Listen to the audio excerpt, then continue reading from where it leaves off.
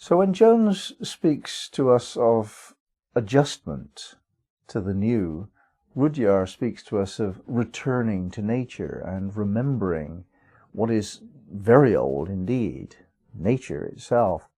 And we do need to look at this symbol of Cancer 28 from both points of view. It doesn't speak about one suggestion, how to make adjustments for the future.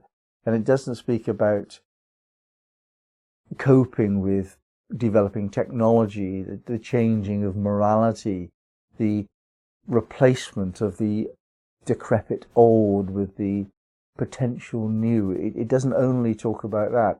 Really, it talks about the balancing of these two things. And it uses the keyword compatibility. We're trying to find a way to ease into the future without having too much friction.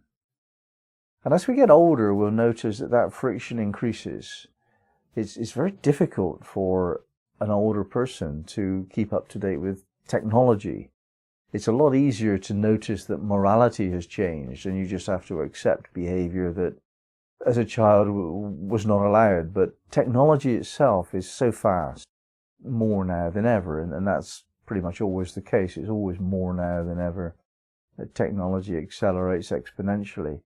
So there's more, but those two things really are obvious, that we have to come to terms with a new way of being in practical terms and in emotional terms.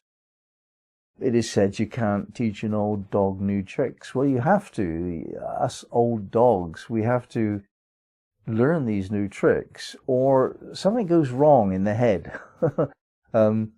If we stop trying to cope with what is new, then we die off mentally and emotionally. We become staid and fixed and crystallized, and it's not life. That's death happening to us. So as we grow older, we need to do a little bit more work to keep up to date with music and fashion and politics and the shift of the power balance, as well as points of view expressed about what's right and wrong in the press, and how to use new bits of equipment that you've never seen before, and so on. We have to keep up with that, or we get older quicker.